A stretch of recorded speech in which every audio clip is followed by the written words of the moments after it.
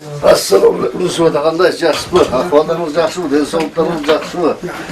Rahmat. Бул кыргызстандыктар менен Кытайда жашаган улуу манасчы Жусуп Мамай менен болгон 2 жыл мурунку жолугушуу. Ал кезде манасчы 93 жашта эле. Манас университетинин өкүлдөрү Жусуп Мамайдын манасчылык өнөрүн, Кытай кыргыздарынын каада салтын изилдөө үчүн барган.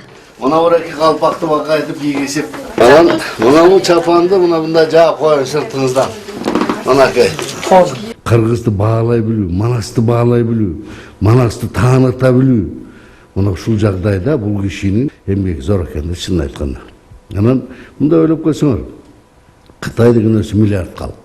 Ошо миллиард калптын арасында жүрүп, ушу кичинекей эл, ошонун арасында жүргөн Жусуп Мамай манасты таанытып атат.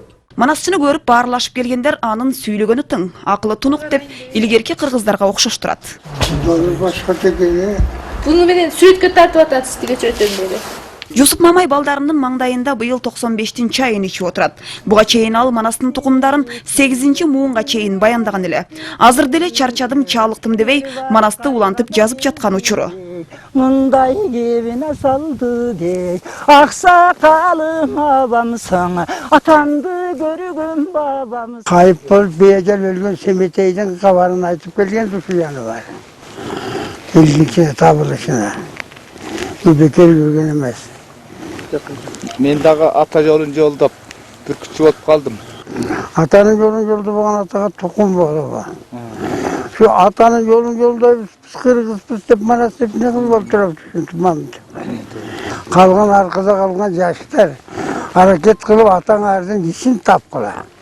Atan ağzın işine iyi болғыла.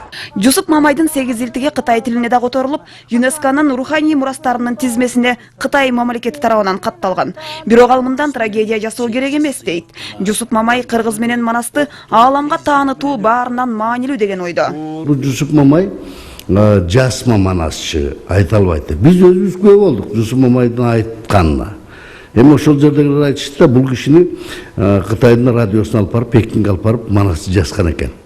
Анан ошондо улам токтотуп, улам айтырып кагазга түшүш керек да. Анан ошондо Жусуп Мамай өзү сунуш кирген экен. Балдар силер убара болбогула. Мен кайра айта албайм. Ошондуктан мен өзүң жазып берейин силерге. Дейт дагы анан ошондон баштап жасмага өтүп турду. Ошондой эле Кытай өкмөтү манасчыны жогору баалап, ага эң мыкты шарттарды түзүп берген. Жаннат Мажитова, Азат Жаныбек уулу, Коомдук 1 канал.